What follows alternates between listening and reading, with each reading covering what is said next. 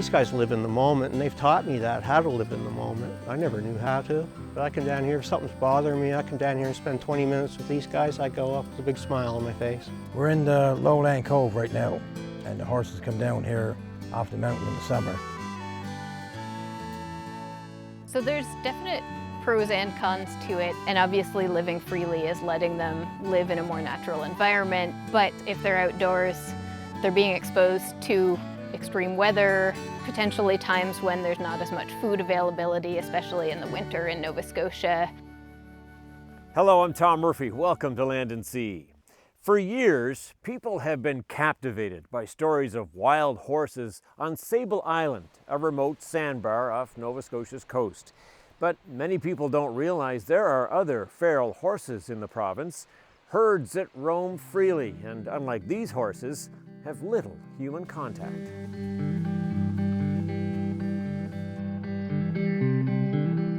The winding shores of the St. Croix River that flows from the Bay of Fundy are home to more than 24 feral horses. They're known locally as the Salt Marsh Herd, and they've been grazing here for the past half-century. Alex Haynes is one of the community members that keeps an eye on them. When I first became aware of the horses was, I guess it was way back in elementary school. Going on the school bus, I always saw these gray dappled horses, and I thought they were somebody's work horses, of course. Well, when I first met them, it was in the middle of winter, and I was always scared of horses, so I was going to go check them out. So I went in and didn't see them, and all of a sudden I started seeing signs of horses, and then the next thing they all were there. I walked in amongst them, and they came out, and my fear just disappeared. And the lead mare, which would be the one with the black star on her forehead, she walked right up to me, and she had a baby with her, and she just come over to introduce herself to me. I was struck by them that day I went to meet them. And it was just that incredible feeling that I got when I was there. I just instantly fell in love with them. A farmer who loved animals started the herd back in the 1970s. He owned the horses but didn't ride them or keep them in a barn. What started this whole thing was Ralph Morash. He rescued a couple of Newfoundland pony mares from the meat truck. And for whatever reason, he put a Percheron stallion in with them, and 40 years later, there's 36 horses. Ralph passed away in 2023. Alex and other volunteers have carried on his tradition of caring for the horses. Despite roaming freely, they're well known. The horses all have different personalities. It's the same as people, I suppose. Some are timid, some are outgoing. The black one there, he's a joker. He'll sneak things away from me. He's always getting in my camera bag. They enjoy their life. They're happy. The white horse there used to be a stallion. He was the stallion at one point. He was a force to be reckoned with, that feller. He would chase them out through the fence. You'd hear it, the thunder and hooves in the middle of the night, him chasing us. All he did was chase. It just went on and on and on. I was always fixing fences every day. I'd come out and the fence would be down somewhere where he'd chase those two out. Those two are really nice horses. They're my buddies. Ralphie and Cosmo, they're the first two that were born here. Ralphie first. They're my buddies. I like them. And she's a sweetheart. She would never hurt a fly.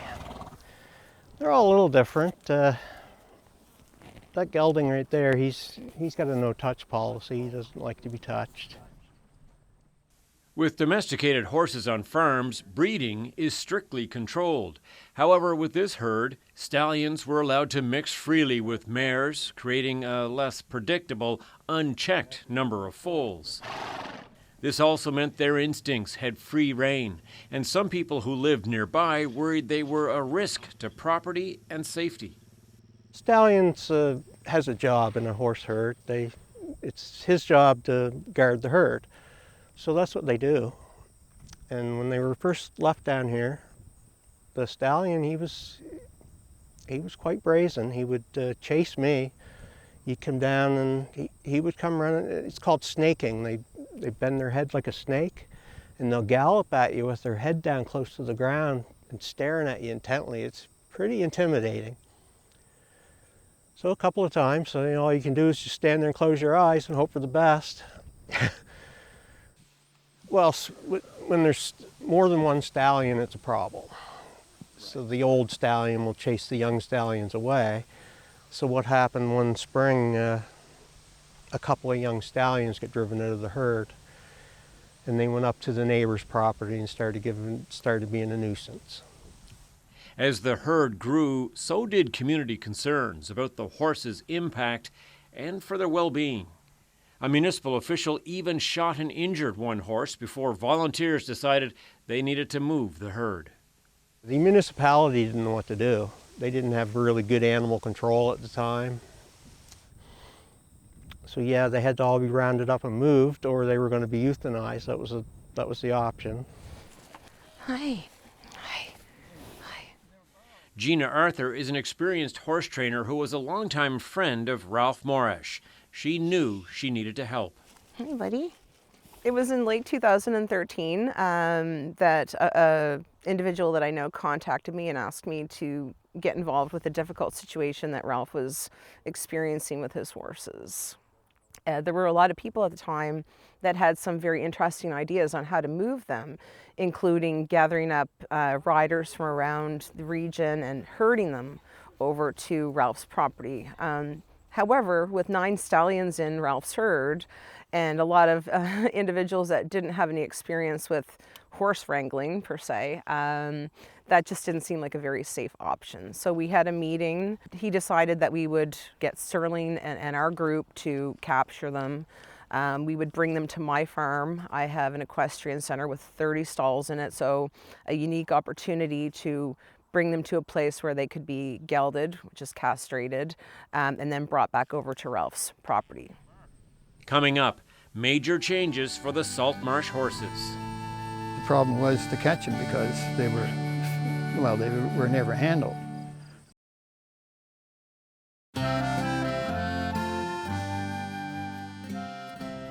This herd of horses has been roaming marshland on the tidal shores of Nova Scotia's St. Croix River for decades.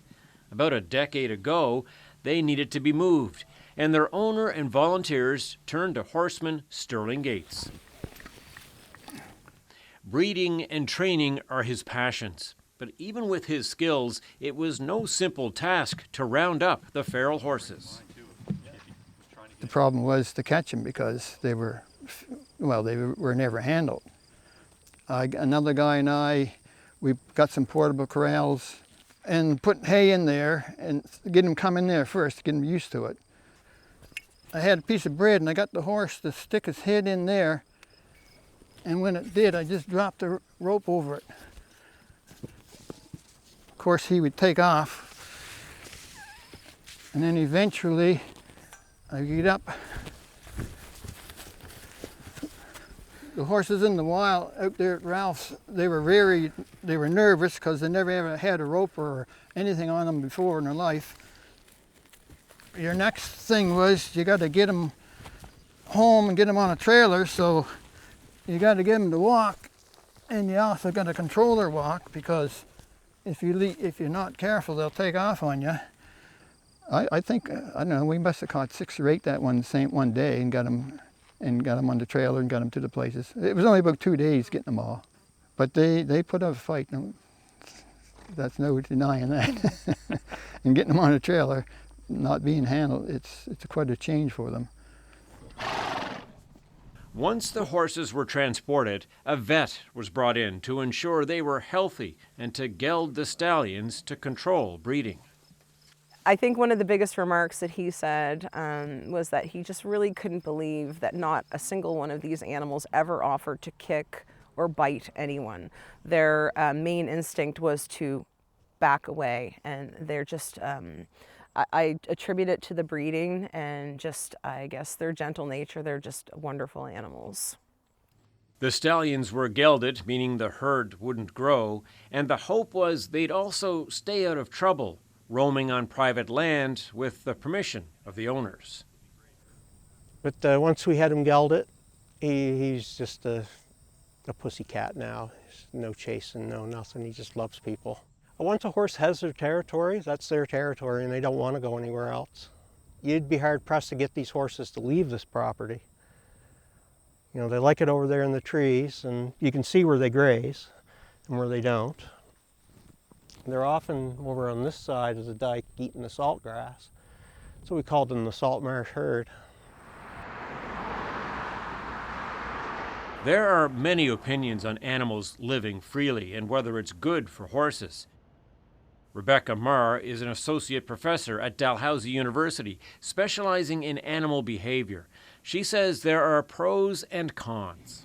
Well, there's a big difference in how they spend most of their time. So if the horses are living in stalls, they have all of their needs met, but that means they don't have a lot of things to do, and they don't necessarily have a lot of opportunity for social interaction. So a big thing that they're missing typically in a stable is that they don't get their natural social interactions. But they also tend to spend a lot less time eating. A horse that's living freely spends a huge proportion of its day eating, and they just don't have to do that if they're being fed small, concentrated amounts of food. Horses that are kept in a stable sometimes develop these abnormal repetitive behaviors related to their diet and related to the free time they have on their hands, basically. So we don't tend to see those abnormal behaviors in a horse that's living free. A horse that's being kept in a barn isn't going to experience the food shortages and stuff, so they have a fairly consistent diet. They're probably going to be fairly well nourished. The only challenge is that if they're not getting enough forage, or if they're not getting fed often enough, which often we tend to feed them in a couple of larger meals instead of many small meals through the day, that can have some health drawbacks for them because their stomachs are actually built to have forage in them pretty much all the time. So mostly they're going to be in better health in terms of their nutrition, but they do sometimes suffer from things like stomach ulcers if they're not being fed well in the managed situation. Rebecca has never met the salt marsh herd, but the volunteers who care for the horses say they are well fed. Local businesses even donate treats. And the volunteers will call a vet if one of the horses ever seems to be struggling. Typically, a managed horse, one that's being cared for by humans, will have a longer lifespan. That's generally true with most animals. The free-living ones have shorter lifespans, and I know the Sable Island horses in particular have quite short lifespans compared to the average horse. What comes to mind is just the lack of protection, how they would be surviving our winters. If these ones are getting some supplemental food and water in the winter, then that takes away one of the big negatives to it. But I think the big concern that would remain is if they were able to breed freely, we would get more than can fit, and then you get a lot of aggression and injury and food shortages, so that would be a big problem.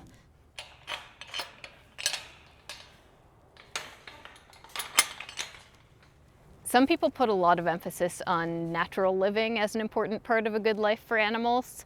And obviously living freely is letting them live in a more natural environment, have more natural social interactions. They're outside, they're getting to make their own choices, which is potentially important for their welfare as well. But if you're concerned about their health and how they feel, which is often what a lot of the science is focused on and what a lot of us want to prioritize is their actual experiences. If they're outdoors, they're being exposed to extreme weather, potentially times when there's not as much food availability, especially in the winter in Nova Scotia. And there can be some situations if they don't have enough space, if there's a large population, then you start getting competition among them and they can't actually get away from it appropriately, so they might be experiencing some social stress because of that conflict. So it's a bit of a balance between getting to do more things, but also probably suffering some negative states as well. Coming up, tracking down a herd of feral horses in the highlands of Cape Breton can be a challenge, even for their owner. The best thing to do is watch them or take a picture but don't go too close to them.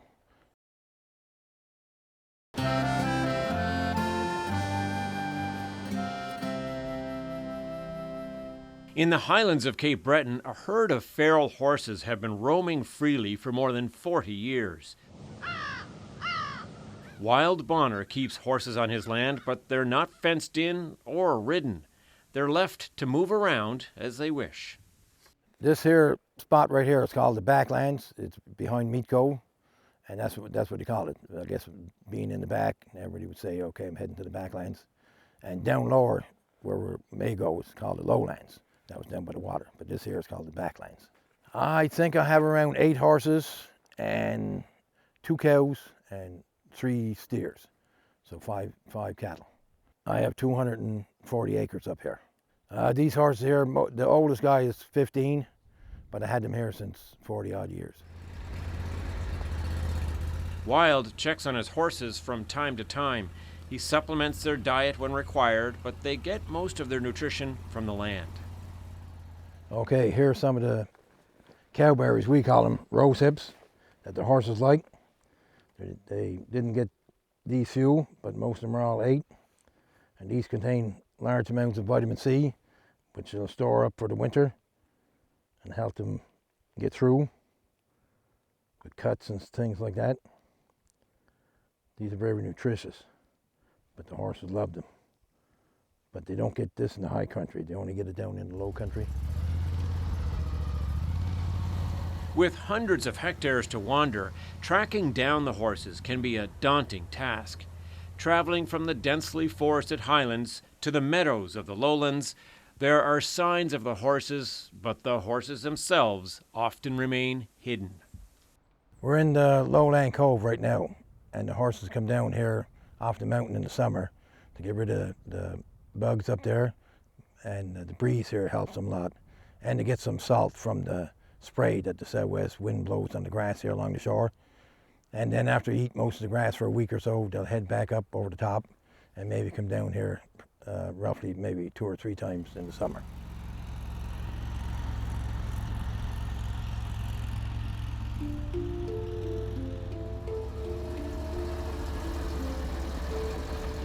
After a lengthy search, the elusive stallions reveal themselves.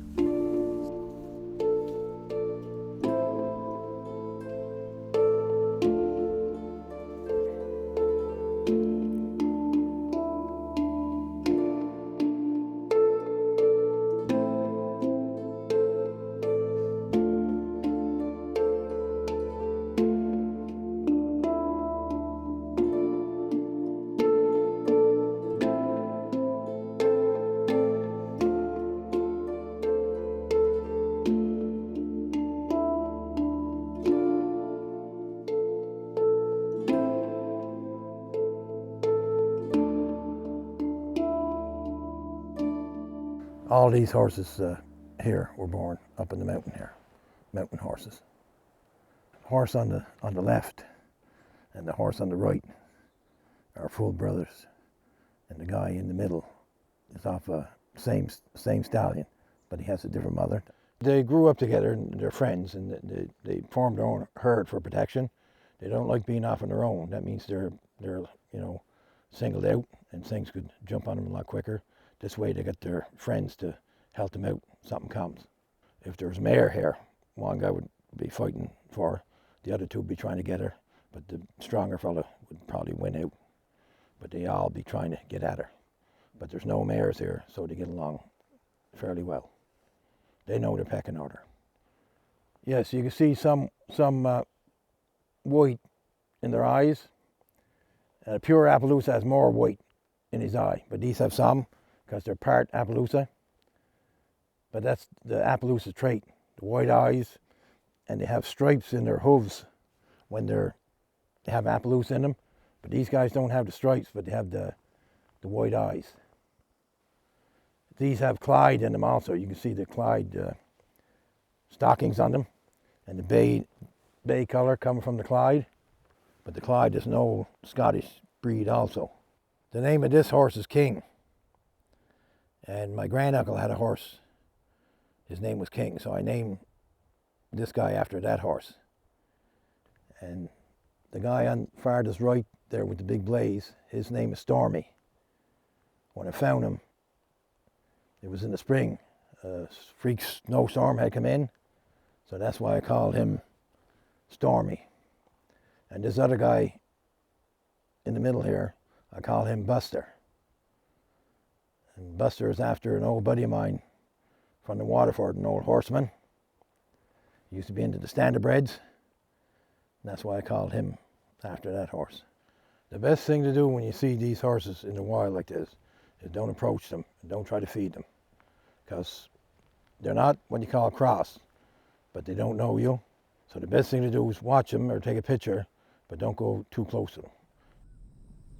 Back on mainland Nova Scotia, in Hants County, the Saltmarsh herd continues to graze the banks of the St. Croix River. Well, you know, life's hard these days, and it just seems to be getting harder. These guys live in the moment, and they've taught me that, how to live in the moment. I never knew how to. But I come down here, if something's bothering me, I come down here and spend 20 minutes with these guys, I go up with a big smile on my face. It's priceless.